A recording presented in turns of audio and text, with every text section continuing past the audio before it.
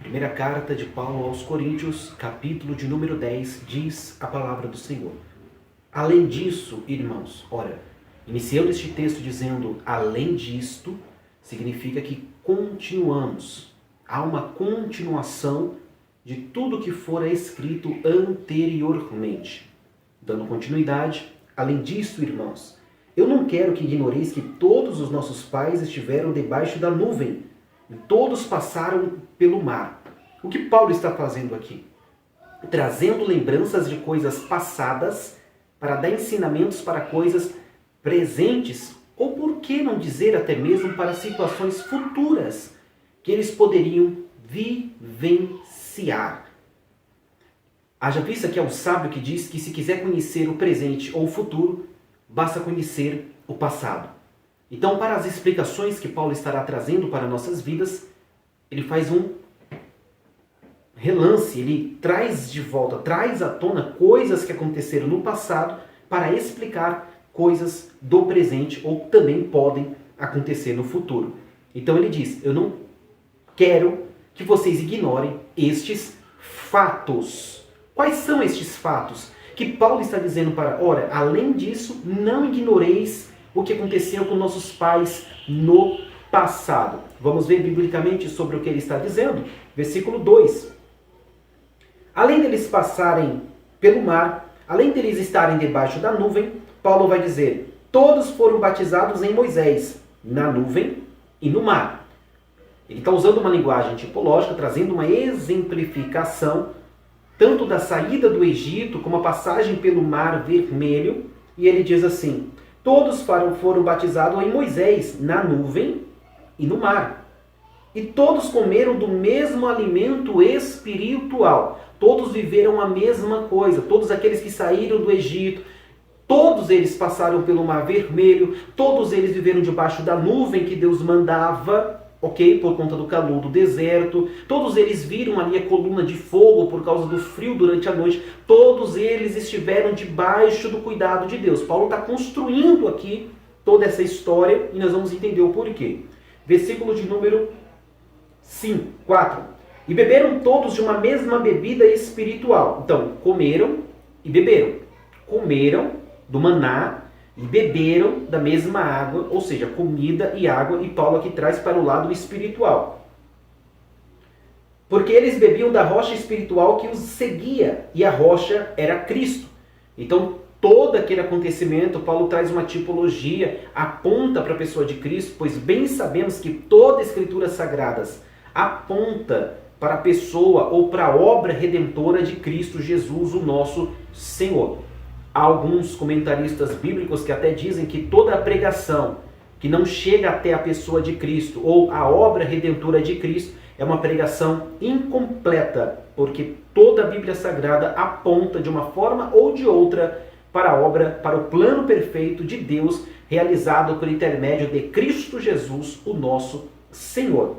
Versículo 5. Mas, olha o mas de muito deles Deus não se agradou, pois ficaram estendidos no deserto. Versículo 5. O que Paulo está dizendo?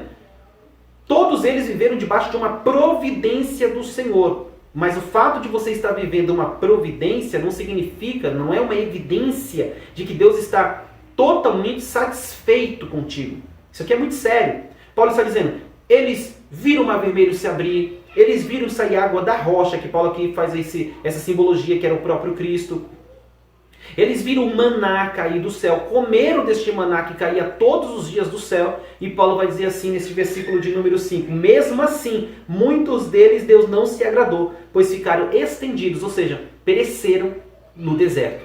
Então, os benefícios do céu não significa que você está sendo aprovado pelo céu. Todo e qualquer tipo de benefício é graça, é favor imerecido. Mas o fato de você pegar, estar recebendo bênçãos que você sabe que é do Senhor, não significa, isso é muito perigoso, porque nem sempre o fato de estar sendo abençoado grava isso. Nem sempre o fato de estarmos sendo abençoados significa que estamos sendo aprovados. Você pega, por exemplo, um pai e uma mãe que presenteiam um filho, presenteiam uma filha. Não é o fato dele estar ou dela estar presenteando que significa que o filho e a filha estão causando uma certa aprovação em seus procedimentos. Vou pegar, por exemplo, estamos próximos aqui ao final do ano, muitos pais vão dar presente para os filhos, e o fato de presentear os seus filhos não significa que os seus filhos fizeram um bom ano, tiveram um ano louvável, mas é o fato de ser pai, ser mãe, do cuidado, do prover. Mas o prover não significa aprovação. Provisão, repito, provisão não significa aprovação. E Paulo está tratando acerca disto aqui. 6. Ora, essas coisas foram exemplos para nós, a fim de não cobiçarmos coisas más como eles cobiçaram. Então a primeira coisa que Paulo está falando aqui sobre este povo, que pereceram ali no deserto, não entraram na terra da promessa, não seja Josué e Caleb que pisou na terra da promessa, que foram daqueles da primeira geração que saíram. Observe que o que Paulo está dizendo aqui é que, neste versículo de número 6, é que essas coisas chegou até nós para servir de exemplo.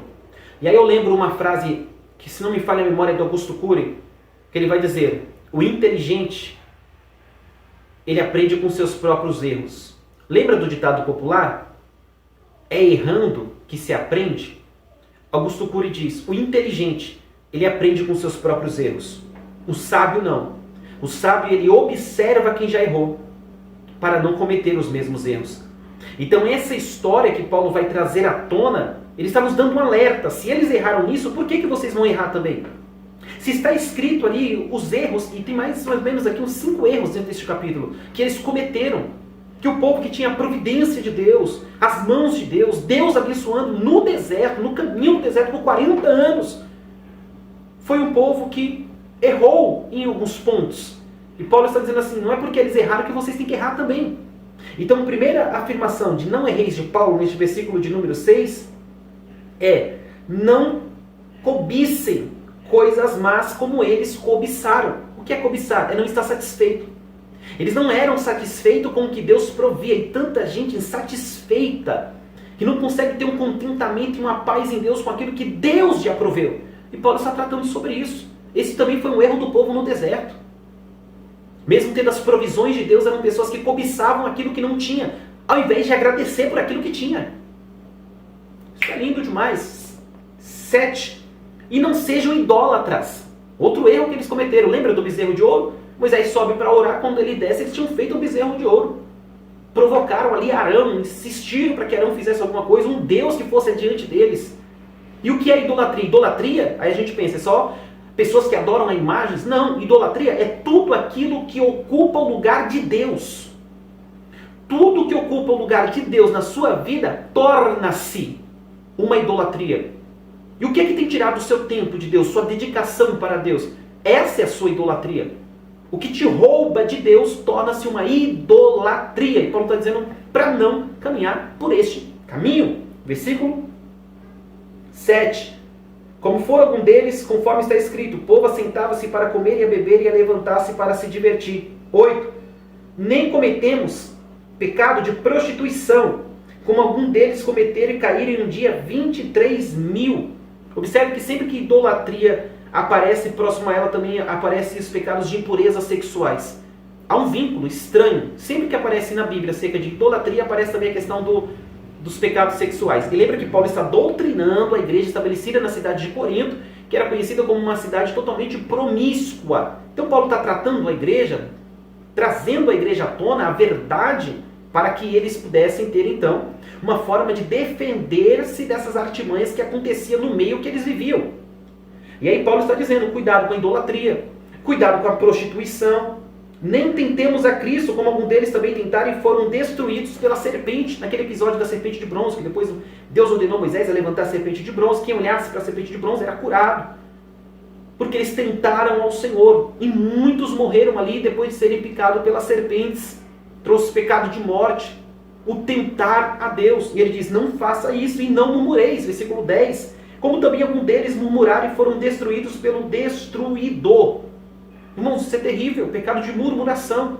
E não demorou muito tempo para o povo sair do Egito e murmurar, dizendo, era melhor ter morrido no Egito, se era para morrer aqui. Sentindo saudade da cebola que comiam. Isso é terrível, porque a murmuração ela é vinculada com a ingratidão. Porque por mais que Deus estivesse fazendo por eles, eles não se satisfaziam. Qual é a diferença de hoje? Se você encontrar um cristão satisfeito com as beneplácitas bênçãos de Deus, é raridade. Hoje ninguém é satisfeito com mais nada que Deus faz. Não agradece pelo dia, não agradece pela vestimenta, não agradece pelo alimento, não agradece por nada. Só murmura. E Paulo está aqui doutrinando a igreja de Corinto, dizendo: se livrem da murmuração, como murmuravam o povo no deserto. Continuando.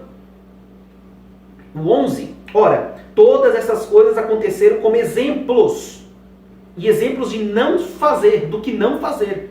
Porque existem exemplos bons do que fazer e existem exemplos maus, ruins, do que não fazer. E eles estão escritos para a nossa admoestação, sobre quem o fim do mundo está chegando. Aquele, pois, que pensa estar de pé, cuide-se para que não caia. E neste verso 2, neste versículo 2, Paulo traz essa exortação, dizendo: aquele que está de pé, então cuide-se, para que não caia, porque não somos diferentes daquele povo. Da mesma forma que eles caíram em diversos erros, nós também podemos cair. Então, se pensamos que estamos de pé, que haja em nós o espírito de vigilância, para que não venhamos a cair nem nestes erros e nem em alguns outros demais. E Paulo está o quê? Admoestando a igreja, doutrinando a igreja, ensinando a igreja, capacitando a igreja. Igreja que não tem admoestação, ensinamento, doutrina, é uma igreja apta a ser morada de demônios. Vou repetir, uma igreja que não tem ensino, não tem admoestação, não tem doutrina, não tem o que Paulo está fazendo aqui com a igreja de Corinto, é uma igreja apta a ser congregada por demônios. Porque só a palavra de Deus nos liberta, tanto do mal quanto de nós mesmos. Tire a palavra e Cristo sai junto com ela. Porque Ele é a própria palavra, Ele é a revelação de Deus para nossas vidas. Onde não há palavra, não há Cristo. Onde não há Cristo, não tem como mesmo ter palavra. Continuando, versículo de número 13. Não vos tem sobrevindo tentação que não seja comum aos homens, mas Deus é fiel, o qual não permitirá que sejais tentados acima do que sois capazes. Lembrando que Deus não tenta ninguém. Deus permite até a provação, e às vezes até induz a aprovação, para que haja em nós uma aprovação, como nós aprendemos, grupo de estudo Alunos do Reino, lá na carta escrita por Tiago. E aqui, o texto está dizendo que Ele não permitirá que sejamos tentados acima do que somos capazes, mas também com a tentação fará um caminho para escapar, para que sejam capazes de suportá-los. Então Deus dá escapes em meio às nossas tentações. Sim, Deus dá escape em meio às nossas tentações. É só você lembrar de José, uma exemplificação básica. Ele fugiu, porque tem coisas que não se diz, está amarrado, ou o Senhor repreenda. Tem coisas que temos que simplesmente fazer como José. Ali é apenas um exemplo para nós, que pode ser dado para qualquer outro tipo de situação de tentação. Fuja. Fuja daquilo que você sabe que você não domina e não conseguirá resistir. O conselho é, fuja. Tem coisas que repreendemos em nome de Jesus, mas tem coisa que fugimos. Próximo versículo, versículo de número 14. Portanto, meus amados, fujam da idolatria. Como eu disse, tem coisas que temos que fugir, escapar. 15. Eu falo para homens sábios, julgai o que eu digo. Se estou certo ou errado, como vocês são sábios, julguem o que eu estou dizendo. 16. O cálice da bênção que nós abençoamos não é a comunhão do sangue de Cristo? O pão que nós partimos não é a comunhão do corpo de Cristo? Este ato cerimonial não representa a comunhão que nós temos com o Senhor? Coisa linda isso daqui. Não é isso que nós fazemos? É o que Paulo está perguntando. Aí o 16 ele diz, 17, porque nós, sendo muitos, somos um só pão e um só corpo, porque todos somos participantes de um só pão. Vede a Israel segundo a carne, não são os que comem dos sacrifícios participantes do altar? O que eu digo então? Que o ídolo é alguma coisa? Ou que é oferecido em sacrifício aos ídolos é alguma coisa? Aqui volta o problema do capítulo anteriores, que nós acabamos de ter as aulas, sobre as carnes sacrificadas aos ídolos. Muitos templos ali que eram levados alimentos, ali as carnes ao sacrifício, mas sobravam, e eram as melhores carnes, porque não se podia oferecer qualquer carne. Então os açougues da época colocavam ali as carnes que sobravam para venderem. E Paulo já tinha lidado com este problema aqui no capítulo anterior, que nós estivemos trabalhando isso, acerca do que comer, como comer, se comer, acerca da liberdade, capítulo de número 9, nós tratamos muito sobre isso, acerca do direito, acerca de deveres, acerca do respeitar o nosso irmão mais fraco. E Paulo aqui torna este assunto novamente, neste versículo de número 20, ele diz: mas eu digo que as coisas que os gentios sacrificam, eles sacrificam aos demônios e não a Deus. Quando eles sacrificavam ali aos ídolos, Paulo afirma, na verdade, eles estão achando que estão adorando e sacrificando a ídolos, mas estão sacrificando a demônios. E eu não quero que tenhais amizade com os demônios. Não podeis beber o cálice do Senhor e o cálice dos demônios. Não podeis ser participantes da mesa do Senhor e da mesa dos demônios. Ser participantes da mesa, ou seja, em sã consciência, adentrar lugares onde demônios estão sendo cultuados por intermédio destes ídolos e simplesmente depois você sair dali e participar da mesa do Senhor. Ou seja, divisão de pensamento, cochear em dois pensamentos, ser participantes da mesa do Senhor e da mesa de demônios. Paulo está dizendo que não aconteça isso. 22. Provocaremos o ciúme do Senhor? Somos mais fortes do que Ele? Você é mais poderoso do que Deus? Você tem certeza que quer comprar essa briga com Deus? De se dividir? Ou não sabeis vós, como diz um dos escritos, que o Espírito que em vós habita tem ciúmes? Você é particularidade, ou seja, algo particular do próprio Deus. Por que se dividir entre ambas adoração? 22. Gente, todas as coisas me são lícitas, mas nem todas convêm. Todas as coisas me são lícitas, mas nem todas as coisas me edificam. Te edifica sentar na mesa onde demônios estão sendo cultuados? Não, obviamente que não. Você tem a liberdade? Sim, de sentar onde você quiser. Ou seja, sentar-se é participar do que você quiser. Agora, te convém? Faz bem para a sua alma? Faz bem para o seu ser? Faz bem para a sua vida espiritual? Vai edificar a sua vida? Que tipo de mesa? E a gente aqui pode pensar, que tipo de mesa temos sentado? Que tipo de coisas temos assistido? Que tipo de músicas nós temos ouvido? Que tipo de literatura nós temos lido? Qual é a mesa que nós temos nos assentado? Isso é profundo demais. Ninguém busque o próprio proveito. Antes, cada homem a riqueza do outro. Ou seja, não viva para si mesmo. O servo não vive para si mesmo, o servo vive para servir. Há uma frase popular que foi dita novamente aí no filme Tropa de Elite: quem não vive para servir, não serve para viver. Repito, quem não vive para servir, não serve para viver. E me lembrei de uma frase que eu cito em algumas pregações nas agendas, que é: o obreiro que não trabalha, atrapalha. Vou repetir: o obreiro que não trabalha, atrapalha. Continuando aqui, versículo de número 25. Gente, não estou proibindo vocês comer de tudo que se vende no matadouro, não perguntando pela procedência por causa da própria consciência. É aquela explicação. Paulo está dizendo, não entre nos templos para sentar junto com eles, etc. E agora, o que é vendido, para que você vai chegar lá e perguntar, foi oferecido a qual Deus? Isso é bitolagem. Você não precisa disso. Vai lá, compre, dê graças a Deus. Que bom, Senhor, que eu consegui comprar esse alimento. É o que Paulo está explicando. Que bom que eu consegui comprar essa alimentação. Olha que carne boa. Glórias a Deus. Louvado seja o nome do Senhor. Estou fazendo isso para a glória de Deus. Acabou. Como ele disse nos capítulos anteriores, os ídolos nada são. Grande é Deus. Poderoso é Deus. Continuando. Versículo de número 26. Porque a terra é do Senhor e toda a sua plenitude. Tudo é de Deus, é do Senhor, a terra, a sua plenitude, é tudo do Senhor.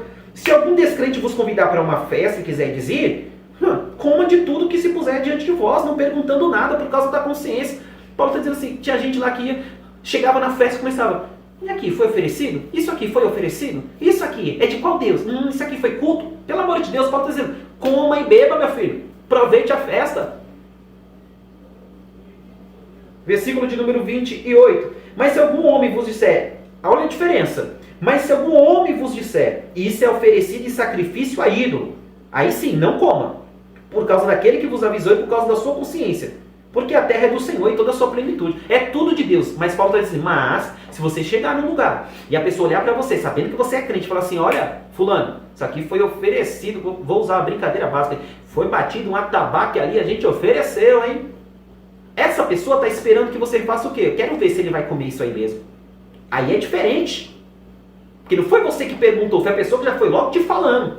É como se fosse um desafio, né? Quero ver o que ele vai fazer. Aí é diferente por quê? Porque aí você vai dar o testemunho. Opa, você ofereceu? Eu agradeço muito. Mas pela minha fé, eu não vou poder participar. Nada contra a sua pessoa. Mas apenas por uma questão de consciência. Aí Paulo está dizendo, aí sim você rejeita. Agora, não vai chegar lá perguntando. Deixa de ser bobo, né? Então, aqui deu para entender muito bem aqui o que o texto está dizendo. E Paulo dá umas explicações que ele está quase desenhando aqui. Não precisa nem de vídeo para explicar, ele está quase desenhando essa parte.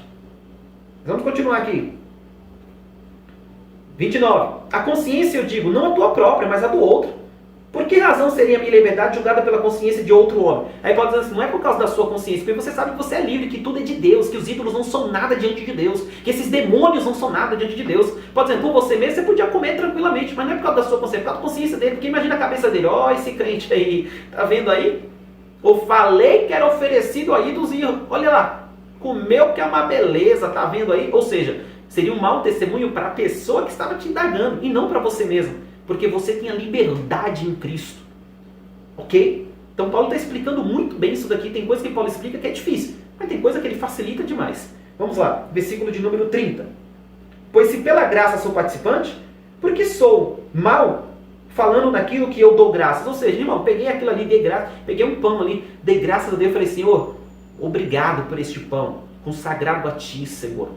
Eu dou graças a Ti, meu Deus. Lembra do outro versículo lá do capítulo anterior? Quer comamos ou quer bebamos, que seja feita para o Senhor. Senhor, é para Ti, glória a Deus. Aí ele pergunta, portanto, 31, quer comais, quer bebais ou façais qualquer coisa, fazeis tudo para a glória de Deus. Eu estou comendo aqui, bebendo aqui, mas não é para ídolos, é para o meu Deus. Eu estou me alegrando naquilo que Deus fez. Foi Deus que criou, foi Deus que fez, foi Deus que produziu. É ação, criação de Deus. E é para Deus que eu dou a glória. É para Deus que eu dou o meu louvor. É para Deus que eu glorifico essa minha ação. E isso abrange todas as áreas da nossa vida. O que for que ser feito, que seja para o Senhor. 32. Não vos tornei ofensa aos judeus, nem aos gentios, nem à igreja de Deus. Olha a preocupação de Paulo. Tome cuidado apenas para que você não ofenda o seu irmão, aos judeus, aos gentios. Ou seja, vive em paz.